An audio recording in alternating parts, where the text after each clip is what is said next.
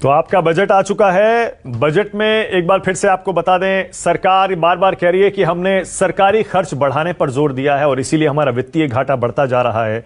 ये बड़ी बड़ी बातें हो सकता है आपको समझ में ना आए, इसीलिए आपकी आम भाषा में खासतौर से मिडिल क्लास के लिए जल्दी से आपको समझा देते हैं। और आपकी स्क्रीन पर वो स्लैब्स भी हम लेकर आ रहे हैं। अभी जो करंट स्लैब्स हैं इनकम टैक्स के, मेरे साथ दो एक्सपर्ट्स भी हैं, यतिंदर खेमका और पंकज मिश्रा। ये मेरी मदद करेंगे आपको यह समझाने के लिए कि वो स्लैब्स तो सरकार ने ऐसे ही छोड़ दिए हैं, लेकिन क्या आपकी जेब पर कोई अतिरिक्त खर्च बढ़ने वाला है? क्या आपको पहले से ज्यादा टैक्स देना पड़ेगा या फिर नहीं? साथ ही सस्ता महंगा क्या थोड़ा बहुत हुआ है वो भी आपको दिखाते रहेंगे। अब बताइए, पहले यतिंदर जी आप बताइए, ये स्लैब्स तो एज इट इज हैं, कुछ नहीं किया उसमें एक्सेप्ट 75 साल से ऊपर के लोगों के लिए। लेकिन पंकज थोड़ी देर पहले कह रहे थे मिडिल क्लास पर बोझ बढ़ने वाला है, टैक्स चाहे वैसे ही रहा हो। देखिए, जो मेरे को दिख रहा है, दो चीज़ें बहुत ज़रूरी इस टोटल पेंडेमिक के कारण होगी और हुई है कि एक बहुत बड़ी संख्या के मिडिल क्लास के लोग पॉवर्टी लाइन के नीचे जाएंगे और जो पॉवर्टी लाइन का और इनइक्वालिटी इन द सोसाइटी काफ़ी इंक्रीज होने की एक चैलेंज है हमारे सामने। और जो IMF भी कह लें या दूसरे जितनी भी वर्ल्ड ऑर्गेनाइजेशन, फाइनेंस ऑर्गेनाइजेशन या जितने भी इकोनॉमिस्ट हैं उसकी चिंता कर रहे हैं। तो मुझे नहीं लग रहा इस इनइक्वालिटी को ढंग से टैकल करने के लिए और मिडिल क्लास को की परचेजिंग पावर को मेंटेन करने के लिए कुछ बहुत ज़्यादा किया गया है। बजट में एक ही स्लैब, एक ही काम अगर गवर्नमेंट करती कि अभी तक यह है कि 5 लाख तक की अगर किसी की इनकम है तो बिल्कुल टैक्स फ्री है, और 5 लाख से 1 रुपया भी ज़्यादा होता है या 10 रुपये भी ज़्यादा होते हैं से तो उसको 12,500 रुपये का टैक्स देना पड़ता है। तो वो लोग ये सोचते हैं कि किसी भी तरह से मेरी इनकम 5 लाख से नीचे आ जाए जिससे कि मेरे को टैक्स नहीं देना पड़े। और जो एम्प्लॉयर होता है वो भी उसके सैलरी स्ट्रक्चर को इस तरह से बनाता है। तो मेरा गवर्नमेंट का से रिक्वेस्ट है कि अभी भी कुछ नहीं बिगड़ा है कि इस बात को समझें और जो 12,500 वाला टैक्स स्लैब है, जो 12,500 के कारण ये लोग 5 लाख से नीचे दिखलाते हैं, उसको इंक्रीमेंटल बेसिस ऑफ रेवेन्यू के ऊपर टैक्सेशन का सिस्टम बनाएं जिससे कम से कम जो 2, 4, 5,000, 10,000 टैक्स देना चाहते हैं वो कम से कम दें विदाउट हेजिटेशन। अदरवाइज क्या होता है, आपकी इनकम तो 5,000 बढ़ी है लेकिन टैक्स 5,000 पे 20%, 1,000 और 12,500, 13,500 रुपए का टैक्स प्लस उस पर सेस, तो आपके ऊपर पूरा बर्डन पड़ जाता है। तो मेरे ख्याल सबसे बड़ा अगर कोई रिलीफ आप और चीज करें या ना करें, मेरी सबसे बड़ी इस आपके चैनल के माध्यम से ये रिक्वेस्ट है गवर्नमेंट से कि इस काम को प्रॉपरली टैकल किया जाए जिससे कि टैक्स पेयर, जो टैक्स रिटर्न फाइलर नहीं, टैक्स पेयर की भी एक संख्या इस देश में बढ़ जाए। ओके, नहीं, आपकी बात से मैं सहमत हूं कि अगर 5 लाख से 1 रुपये हो जाए तो वो 12,500 रुपये देना पड़ता है और सामने वाला ये सोचता है कि यार चलो मेरी इनकम 5 लाख से कम ही हो, करेक्ट। लेकिन आप देखो, कोविड-19 पैंडेमिक से अभी हम निकलने की कोशिश कर रहे हैं, उस स्टेज पे पहुंचे हैं। उस ईयर में कितना मेडिकल एक्सपेंसेस बढ़ गया है। गवर्नमेंट ने कभी ये नहीं सोचा कि जो सेक्शन का एग्जिस्टिंग स्लैब है, ATD डिडक्शन है, जिस मेडिकल का छूट मिलता है, मेडिकल ट्रीटमेंट का छूट मिलता है, बाकी स्पेसिफाइड डिजीज के छूट मिलते हैं, उसमें कुछ इन्हेंसमेंट करी जाए, उसमें कुछ बेनिफिट दिया जाए। अकॉर्डिंगली 80C जो सेक्शन है उसमें 1.5 लाख की लिमिट आप देखो तो 1.5 लाख की लिमिट आज से नहीं, वो असेसमेंट ईयर 2010-11 या उससे पहले वो कंटिन्यू वो चल रहा है। उसके अलावा अगर आप देखो तो जो दूसरे बाकी के जो सेक्शंस हैं, जैसे कि सेक्शन 224B है आपका इंटरेस्ट की मैं बात करूं, जो होम लोन पे इंटरेस्ट की बात आती है, उस इंटरेस्ट में पहले क्या था, आज से 2-3 साल पहले कि आप जितना भी इंटरेस्ट पे करते होते थे उस इंटरेस्ट को आप क्लेम कर सकते थे। लेकिन आज के रेट में क्या है कि आप इंटरेस्ट कुछ ना XYZ कुछ अमाउंट भी पे करो बट डिडक्शन हम आपको 2 लाख से 2 लाख का ही देंगे। तो अल्टीमेटली यहाँ पे भी लोगों को सेविंग नहीं हो रही है। सैलरी वाले पोर्शन में जो लोग हैं उनको 50,000 रुपये का ही ऑनली स्टैंडर्ड डिडक्शन दे रहे हैं ये, और at this point of time जो हायर अर्नर है, इनकी सैलरी ज़्यादा है, उनको 50,000 रुपये देने का कोई लॉजिक स्टैंड नहीं होता है।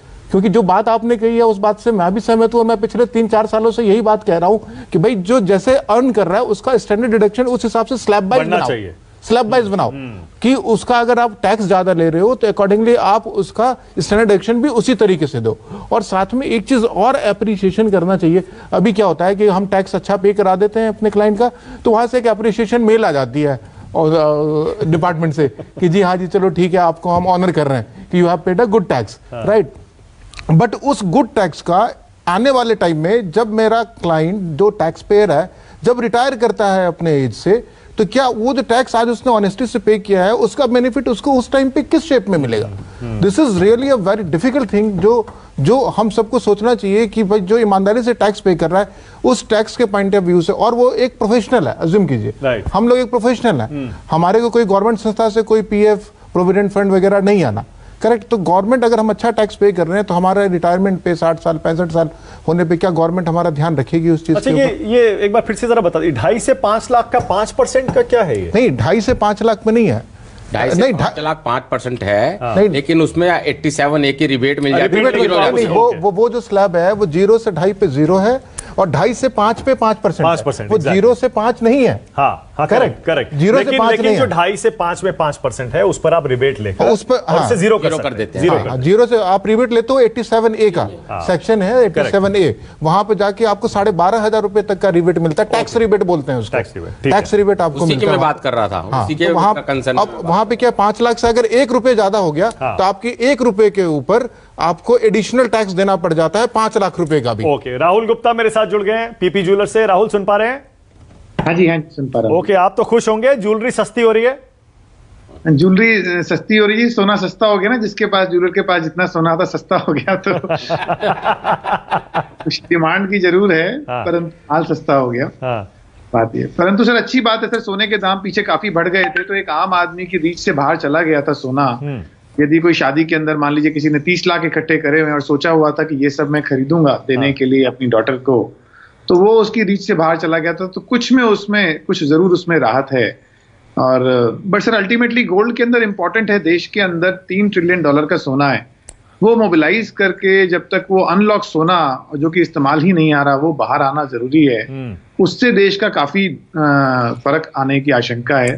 जैसे प्रधानमंत्री ने 3 साल पहले गोल्ड मोनेटाइजेशन और गोल्ड डिपॉजिट स्कीम का जो इंट्रोड्यूस करी थी, प्रोबेबली उसके अंदर मोडालिटीज बदलती तो काफी फर्क आता। ओके, सोने की ड्यूटी पे भी काफी कंफ्यूजन है वैसे अभी इस समय, 12.5% ड्यूटी थी और वित्त मंत्री ने स्पीच देते हुए कहा था कि पहले 10 थी और दाम भी काफी बढ़ गए हैं, हम इसको रैशनलाइज कर रहे हैं।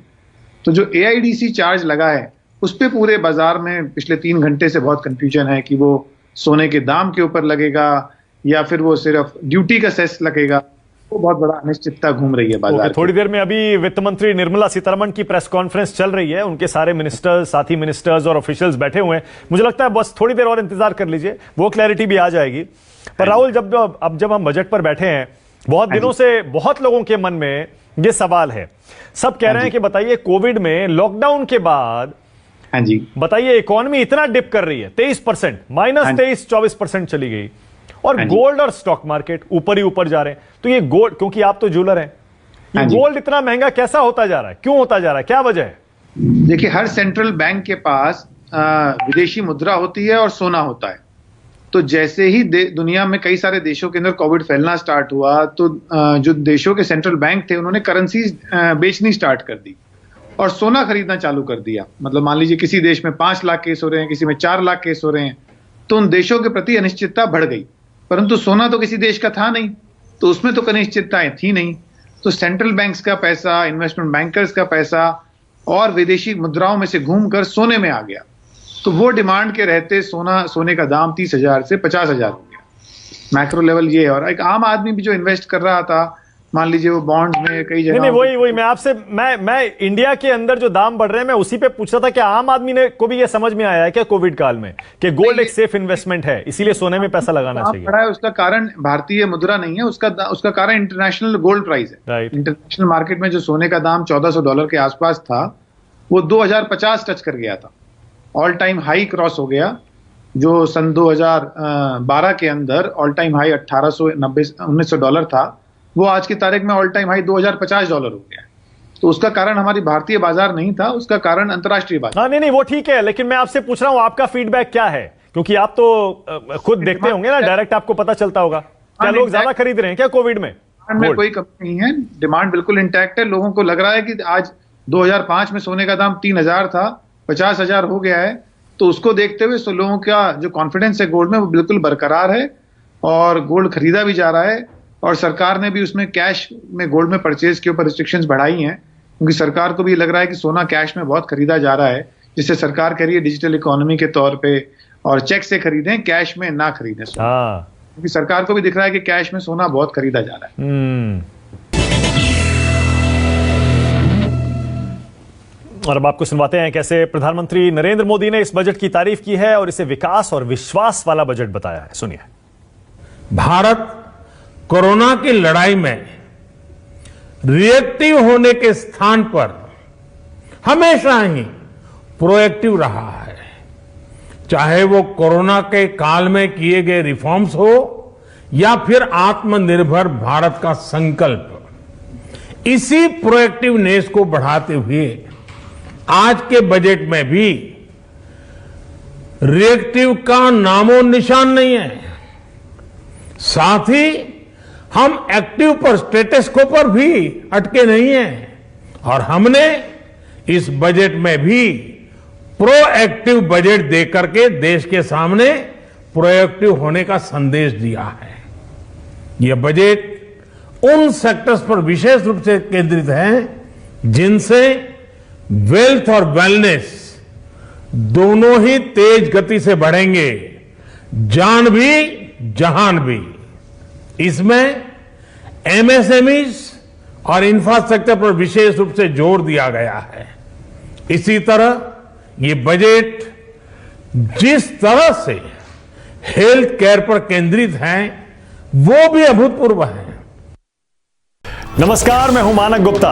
अगर आपको हमारा ये वीडियो पसंद आया हो तो इसे लाइक और शेयर जरूर करें और हां, हमें सब्सक्राइब और फॉलो करना ना भूलें ताकि आप देश और दुनिया की कोई खबर मिस ना करें। तो जुड़े रहिए हमारे साथ और देखते रहिए न्यूज़ 24।